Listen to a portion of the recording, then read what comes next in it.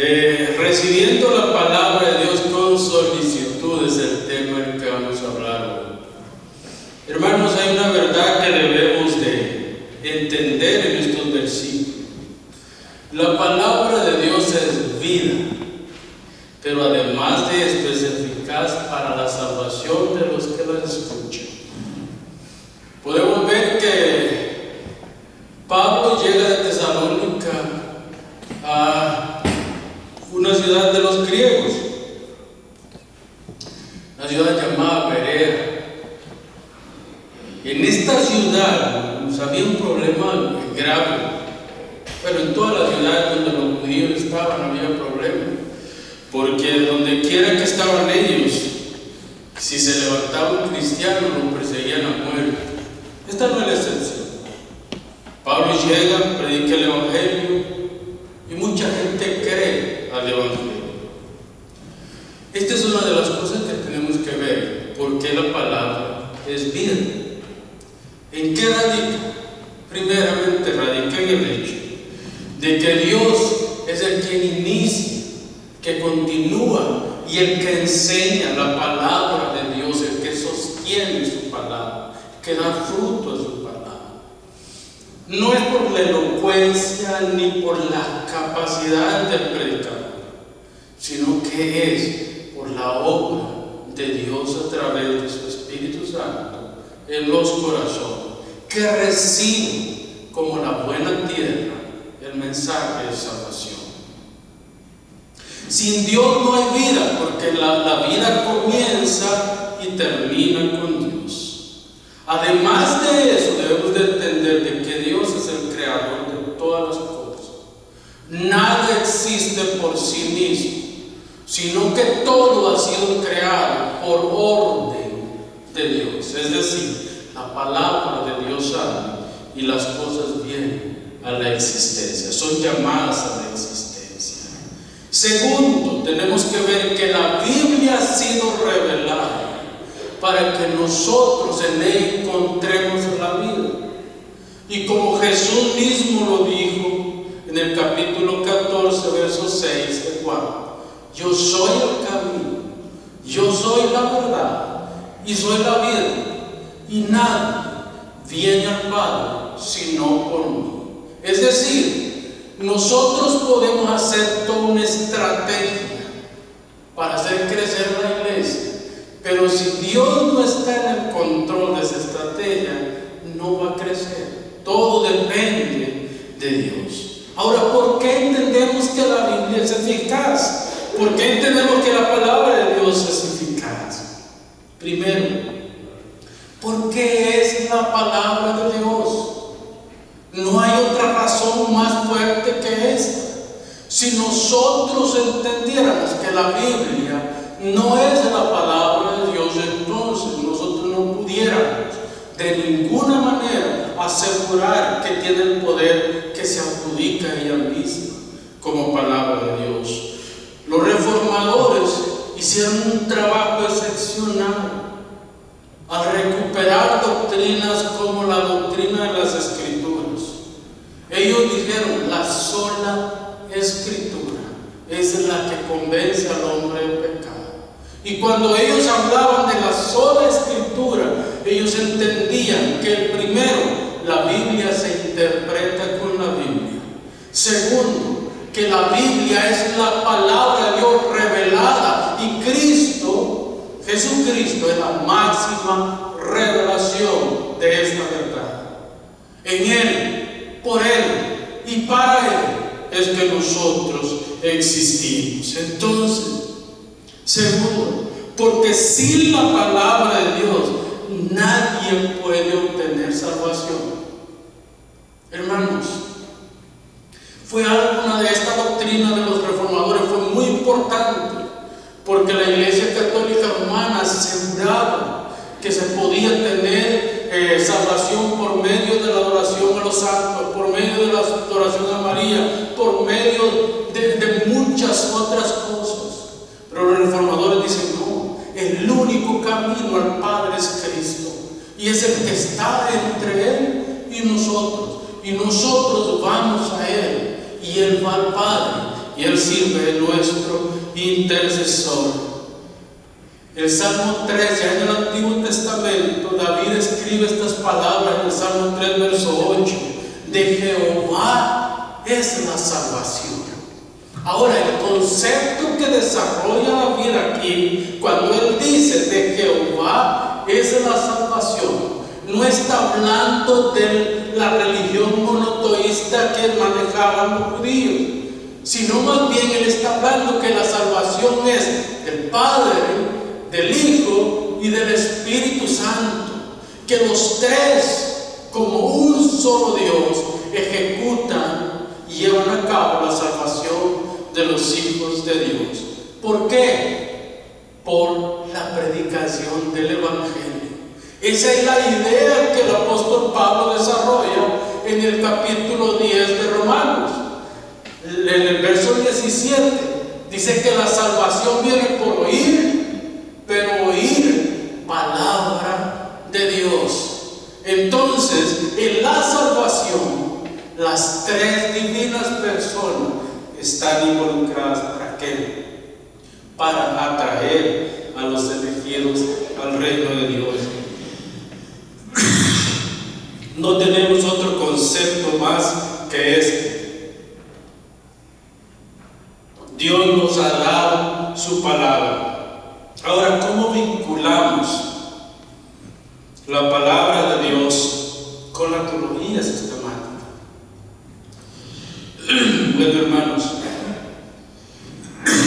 no podemos separar la teología sistemática y la palabra de Dios. Están conectados, porque ¿de dónde hacemos teología sistemática? ¿De dónde hacemos estudio de Dios? De hecho, tenemos dos palabras en teología sistemática, dos palabras griegas: la palabra teos, que significa Dios, y logos, que significa conocimiento, palabra o acción.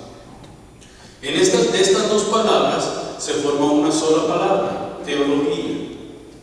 Entonces, si tenemos teos, Dios, logos, conocimiento, la unimos, la teología es el conocimiento de Dios.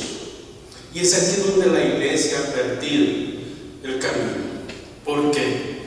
Porque mucha gente dice: es que yo no soy teólogo, es que yo no quiero estudiar teología, porque eso es pecado, estudiar teología. Pues déjeme decirle que si usted tiene, aunque sea el más mínimo conocimiento acerca de Dios, usted es teólogo. Eso es lo que dice R.C. Sproul. Todos somos teólogos, algunos con un desarrollo mucho más avanzado en el conocimiento de la teología y otros con un conocimiento mucho más limitado en la teología, pero todos somos teólogos. ¿Por qué? Porque todos tenemos cierto conocimiento de Dios, y de eso se trata la teología, de conocer a Dios, buscarlo en la Biblia. ¿Y por qué digo que está conectado la bibliología, es decir, la palabra de Dios, con la teología? Porque hacemos teología de la palabra de Dios. Es de la Biblia que sacamos nuestros estudios. Entonces, hermano, no importa si nuestros estudios son técnicos, no importa si nuestros estudios son empíricos, no importa. Lo importante es que todos conocemos a Dios de alguna manera.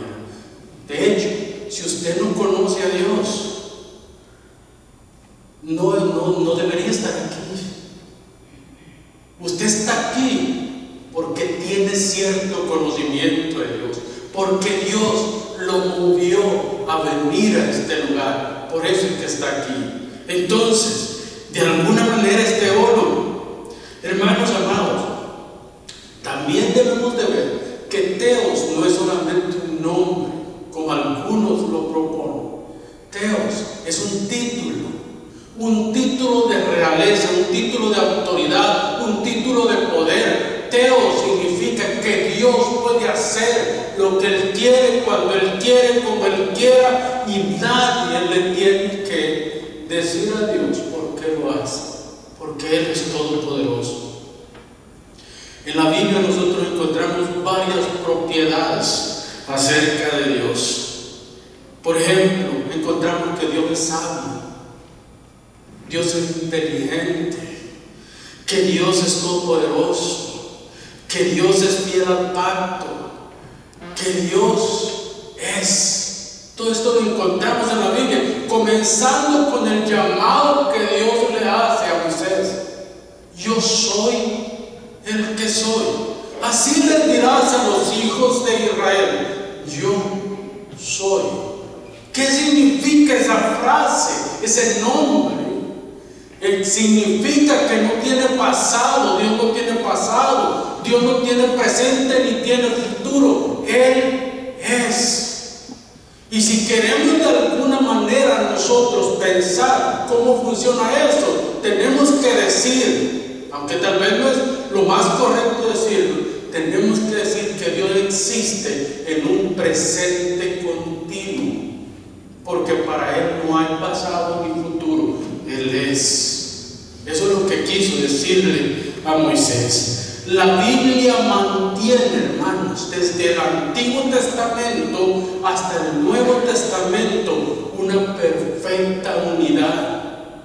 Es muy curioso, pero la Biblia fue escrita en un lapso de tiempo de más o menos 1600 años y no perdió esa conexión.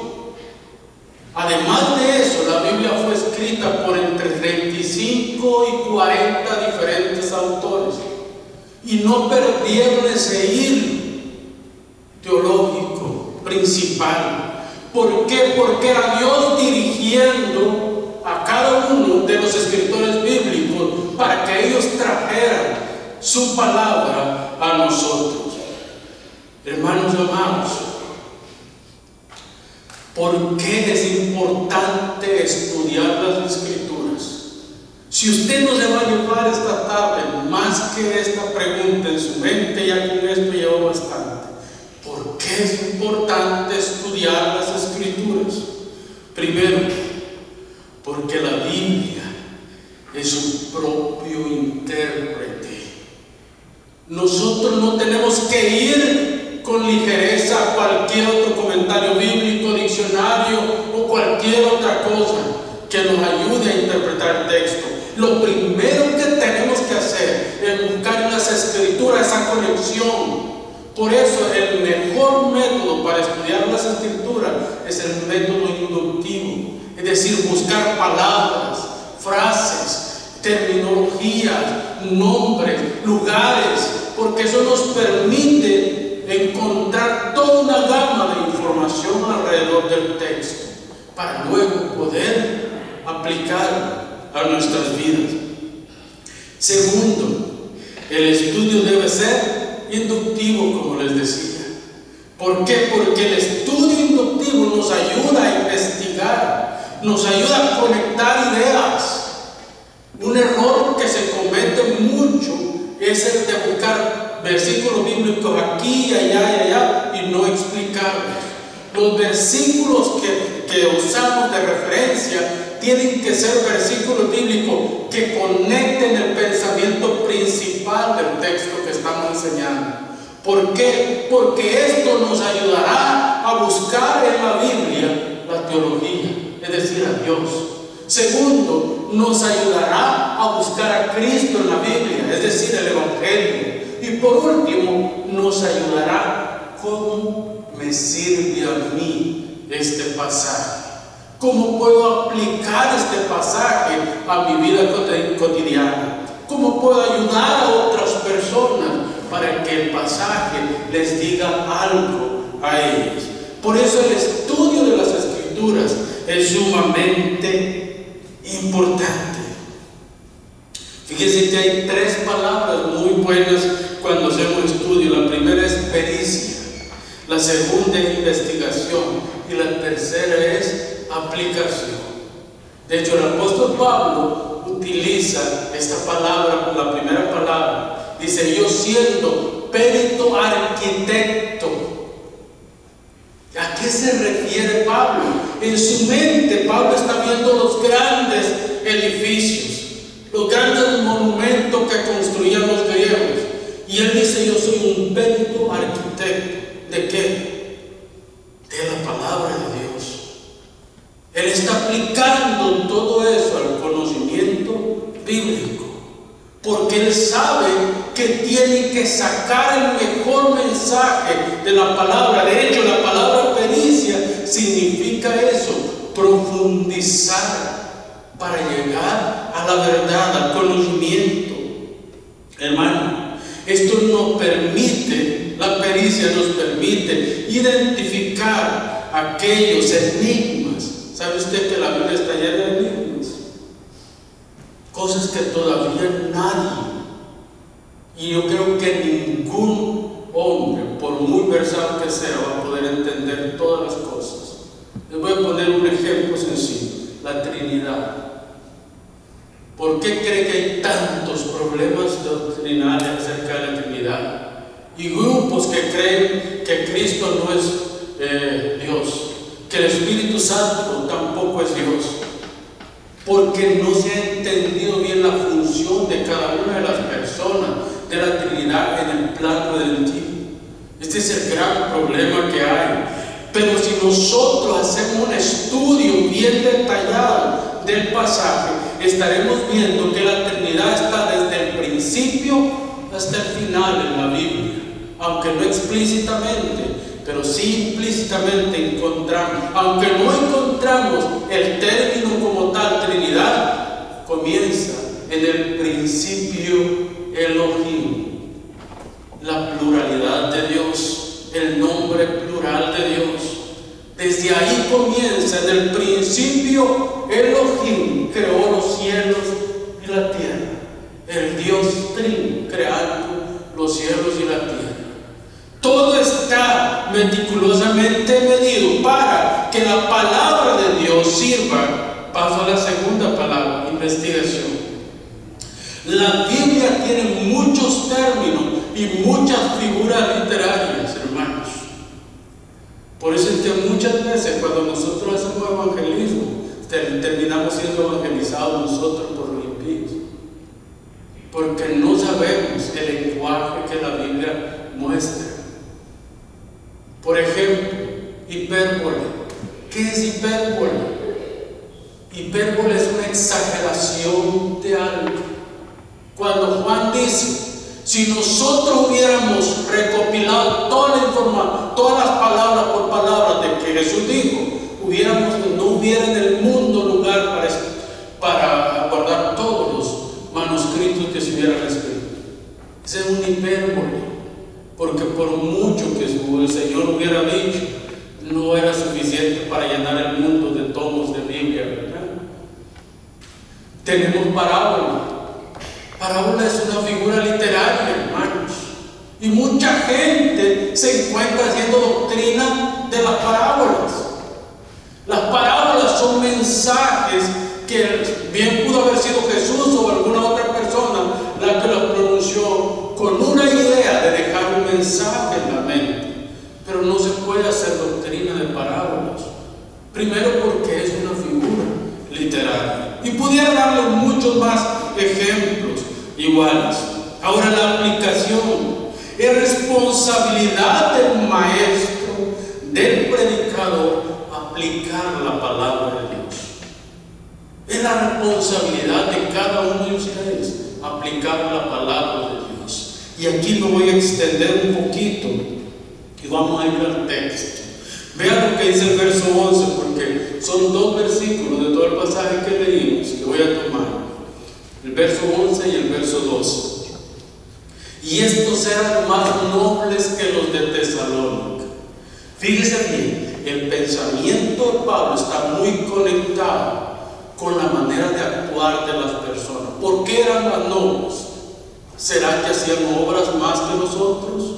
¿Será que eran más caritativos que nosotros? No, hermano.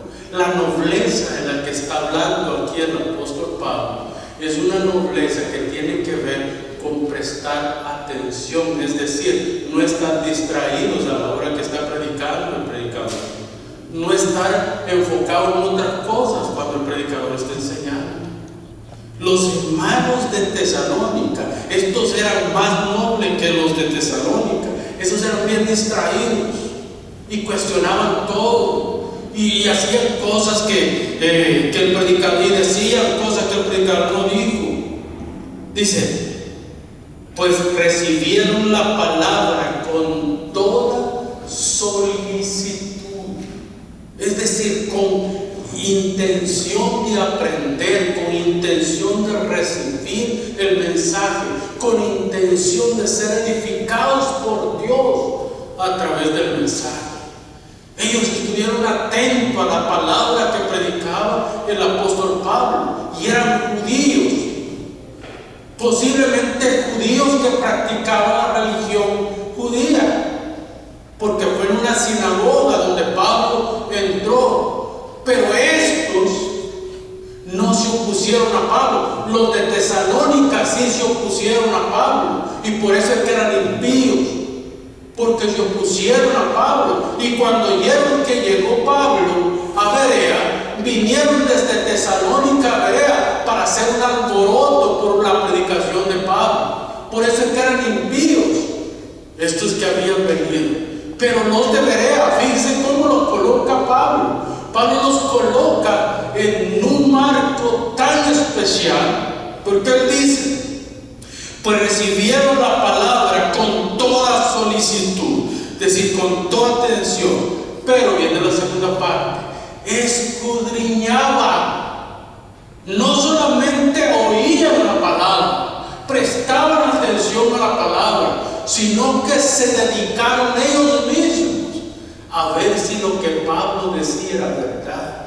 a ver si lo que Pablo decía tenía coincidencia con el mensaje del Antiguo Testamento.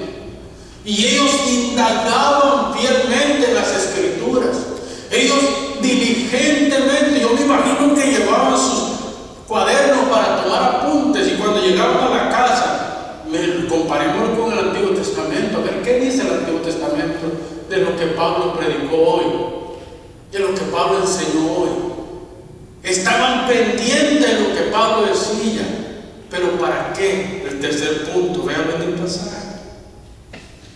Para ver si estas cosas eran así. Así que creyeron muchos de ellos, y mujeres griegas de distinción, y no pocos hombres. Es decir, toda la ciudad fue conmovida por el mensaje de la predicación del Evangelio de Pablo. Y estos ya no era solamente Pablo, sino los que escucharon en la sinagoga. Me imagino yo, porque el texto no lo dice, pero me imagino yo que salían a las calles. Es que anoche escuchamos un mensaje de Pablo que nos dejó impactados. Y fuimos a casa y corroboramos con nuestra Biblia del Antiguo Testamento, y resulta que todo lo que él dijo tiene sentido, porque apuntaba hacia adelante, apuntaba hacia adelante. Y él nos dijo, nos habló de un mentado Jesús. ¿Acaso no es este el Mesías? ¿Acaso no es el que fue prometido en el Antiguo Testamento? Si ven ahora la diferencia entre los de Tesalónica y los judíos de Berea. Los de Tesalónica eran revoltosos, les gustaba el pleito, les gustaban las disensiones y no ponían cuidado a lo que la palabra de Dios decía. Los de Berea, por su parte, eran gente receptiva al mensaje de salvación. ¿Y en qué terminó?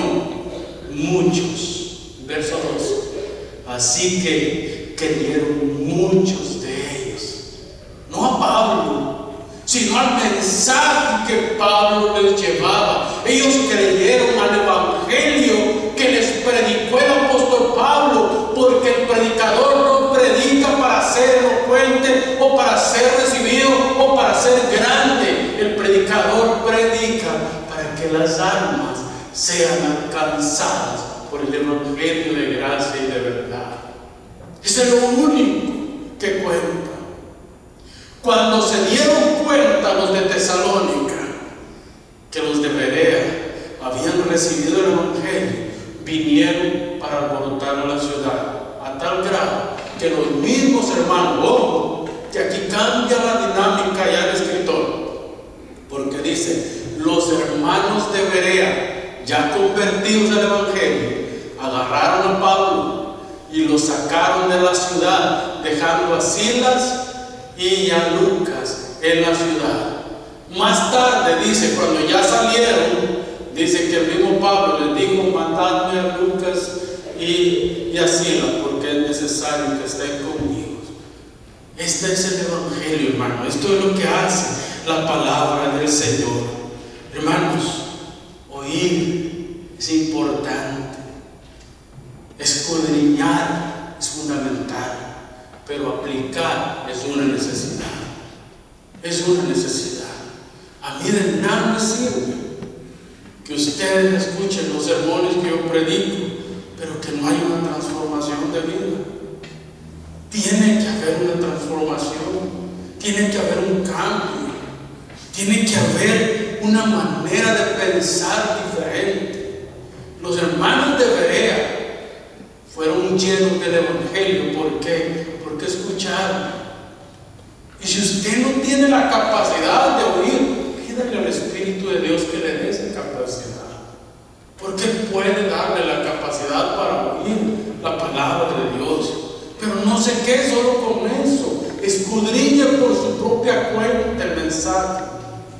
Y por último, vea lo que es bueno para usted y lo que no, y aplique lo que es bueno para usted, porque lo que Dios quiere, vidas transformadas por el Evangelio. Y cuando nosotros, oiga bien, cuando Dios vea nuestras vidas transformadas por el Evangelio, va a empezar a transformar el entorno donde nosotros estamos. Porque nosotros somos la sal y somos la luz del mundo. Y si nosotros no somos luz, entonces ¿qué somos? Y si no somos sal, estamos insípidos nosotros. Por ende, todo lo que está a nuestro alrededor están insípidos también. Hermanos amados, además de eso, hay cosas súper interesantes que nosotros podemos ver en la Biblia. Entre ellas está la cantidad de autores. Les dije que eran entre 35 y 40 diferentes autores, pero el mensaje no se perdió, siguió el hilo que Dios quería que siguiera. Luego fue escrito en 3 idiomas: arameo, griego y hebreo. Todo esto Dios estaba dirigiendo paso a paso lo que tenía que hacerse para que la palabra nos llegara a nosotros, así como está hoy. Estábamos hablando en la clase, ¿cuántas traducciones de la Biblia hay hoy? ¿Y cuántas tenemos en casa y no leemos ninguna, hermano? Ninguna. Se pasan los días y no leemos la Biblia. Bueno, ahora si a usted no le gusta leer físico, si no es como yo, que a mí me gusta lo físico, no tanto lo virtual, usted puede descargar la Biblia en su teléfono y leer desde su teléfono, desde su iPad, desde su computadora, donde usted quiera. Usted puede leer la Biblia, ahí está, es gratis, no tiene que pagar nada, solo la descarga donde usted quiera tener. Hermano, la Biblia fue escrita en estos idiomas. Primero, recuérdense que los hebreos, la descendencia de Abraham, ellos hablaban hebreo, pero cuando fueron llevados cautivos a Babilonia, en Babilonia se hablaba arameo. Cuando Esdras llega a la tierra santa con el primer contingente, pues se dio cuenta de que ninguno de los hijos de los que habían nacido en el exilio hablaban hebreo, sino que hablaban arameo. Hubo un gran problema, tuvo que traducir muchas de las cosas pormenores al idioma arameo. Y por eso es que hay partes, por ejemplo, de Daniel, incluso del Nuevo Testamento, hay partes de algunos libros que están en arameo. Pero todos los libros de la Biblia, lo que más escribieron fue en hebreo y en griego. Dios soberanamente levantó a Alejandro Magno, que también fue llamado Alejandro el Grande. Y hermanos, este conquistó en 10 años gran parte de lo que hoy se conoce como el imperio greco-romano, llegando hasta las fronteras de la India. En las fronteras de la India cayó enfermo de malaria, se cree, y regresó a Atenas, donde murió unos días después. Pero él llevó como cultura el helenismo. El helenismo tenía como principal idioma El griego koiné es uno de los idiomas más importantes de la Biblia. ¿Por qué? Porque es sencillo para hablar, sencillo para entender y sencillo para escribir. No así el griego técnico que hablaban ellos antes. En fin, tenemos también otra cosa que es muy importante, la circulación de la Biblia. ¿Sabe usted que la Sociedad Bíblica Unida es multimillonaria? ¿Pero por qué es multimillonaria? Porque se han vendido aproximadamente 4.000 millones de ejemplares de la Biblia. Eso es lo que está registrado, sin contar todo aquello que se ha vendido sin ser registrado. 4.000 millones de ejemplares de la Biblia. Se cree que entre 25.000 y 50.000 ejemplares de la Biblia vende la Sociedad Bíblica Unida año por año. Usted sabe por qué es millonaria esta empresa, porque es una empresa. Pero hermanos, en medio de todo eso tenemos que ver cómo nosotros estamos recibiendo la palabra de Dios. Es importante que nosotros entendamos qué es lo que Dios quiere para nosotros. Por último, quiero hablarles acerca de la revelación de Dios en la Biblia. Tenemos dos revelaciones.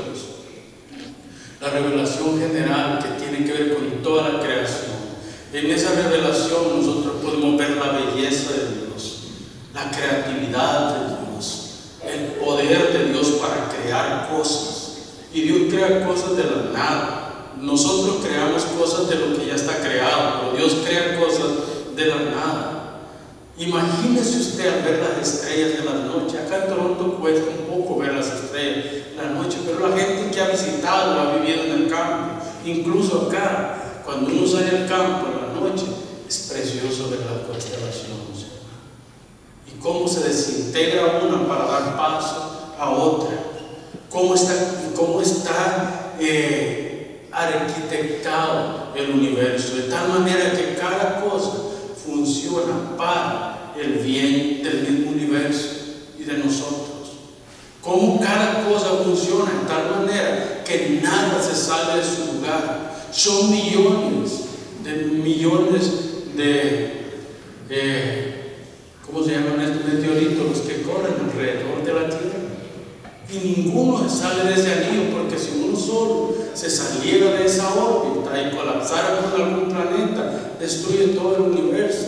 El Sol no se acerca ni un milésimo más, ni se aleja un milésimo más de la Tierra, porque si se acerca la quema completamente, y si se aleja la congela completamente. Entonces Dios puso cada cosa en su lugar. Es que basta con ver eso, y el hombre tiene que saber de que hay alguien más grande que el universo detrás de toda esa perfección que uno puede ver en un universo. Solo fíjese el ser humano, cuántos órganos, cuántos tejidos, cuántos tendones, cuántos nervios, cómo está formado el cuerpo humano. Si es una maquinaria el cuerpo humano, y está formado detalladamente para que funcione perfectamente. Solamente un Dios sabio, todopoderoso, fiel, grande puede hacer estas cosas, hermanos. Solamente un Dios así.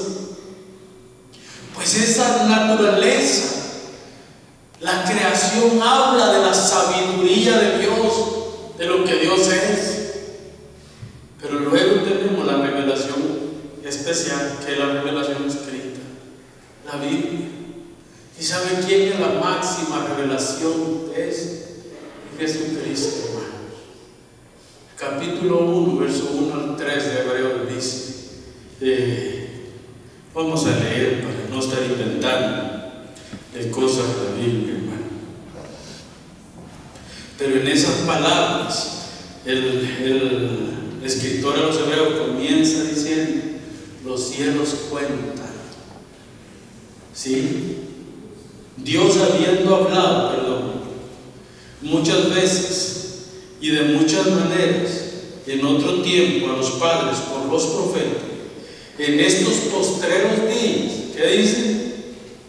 Nos ha hablado por el Hijo, a quien constituyó heredero de todo y por quien asimismo hizo el universo, el cual, siendo el resplandor de su gloria y la imagen misma de su sustancia, y quien sustenta todas las cosas con la palabra de su poder, habiendo efectuado la purificación de nuestro pecado por medio de sí mismo, se sentó a la diestra de la majestad en las alturas. Es decir, Cristo es la máxima revelación de Dios. Hermanos, la Biblia es en todas sus partes la palabra infalible de Dios. No cambia, no se ajusta a nosotros. La Biblia no se ajusta a nosotros. Somos nosotros los que tenemos que ajustarnos al plan que Dios ha revelado en su palabra. Pero además de eso, asimismo, ni una sola frase, palabra o concepto es palabra humana.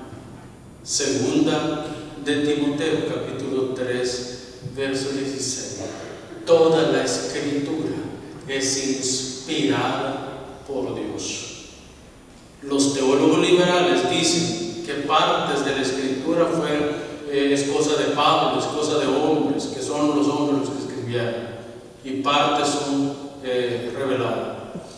Pues nosotros creemos que todo es revelación de Dios, y en esa voluntad Dios nos ha mostrado su gracia, hermanos.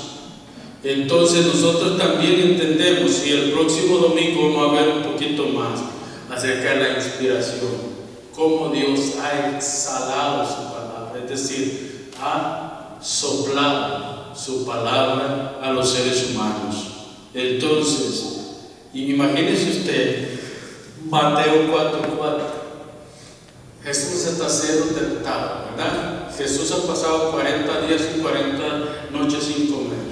Está débil, está en un punto de su cuerpo que ya no aguanta ni a mantenerse parado.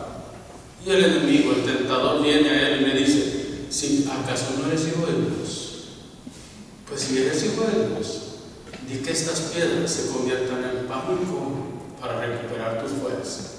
O sea, está usando la lógica Satanás, ¿verdad? Y está utilizando una verdad, es hijo de Dios. Igual como lo hizo con Eva, ¿verdad? Con que Dios lo haya dicho. Pues Jesús le responde: también está escrito, no solo de pan vivirá el hombre, mas de toda palabra que sale de la boca de Dios. Y así cada tentación que el tentador le lanzó a Jesús, Él lo respondió con la palabra, Qué diferente fuera si nosotros, en vez de quedarnos lamentando o buscando respuestas, refutáramos al enemigo con la palabra de Dios. Las cosas fueran diferentes. El Evangelio tuviera otro sentido para nosotros. Entonces, hermanos, la Biblia es la voz de Dios a un mundo roto. Una voz de esperanza, una voz de salvación. Jesús es la palabra hecha carne. Eso es lo que dice Juan en el capítulo 1, verso 14. Y este verbo, hablando de la palabra, se hizo carne, es decir, tomó cuerpo humano, y vimos su gloria todas las veces. Se transfiguró, caminó sobre el mar, resucitó muertos, resucitó a Lázaro, sacó demonios de los endemoniados, y vimos su gloria, gloria como la del unigénito del Padre, lleno de gracia y de bondad. Es en Él, por Él y para Él que existen todas las cosas. Hermanos amados, este conocimiento que nosotros adquirimos por medio de estudiar la palabra de Dios es un conocimiento objetivo, no subjetivo. Es un conocimiento que se puede probar. Sí, es decir, es un conocimiento doctrinal que se puede entender. Por último, esto es lo que nosotros creemos. Y por último, es esperanza para nosotros, porque este conocimiento lo podemos llevar a la práctica sabiendo que hay un cambio de conducta en nosotros. El Evangelio cambia lo que nosotros somos, hermanos. Si el Evangelio no cambia lo que nosotros somos, nada lo puede hacer. Yo lo siento, pero si el Evangelio no cambia nuestras vidas, nada lo puede hacer. Nada. Y estamos muertos en nuestros delitos y pecados. Por eso es que es importante escuchar el Evangelio, porque el Evangelio es la voz de Jesús diciendo: ven a mí todos los que estéis trabajados y cargados, que yo os daré descansar. Ese es el Evangelio. Al Señor sea la gloria. Amén.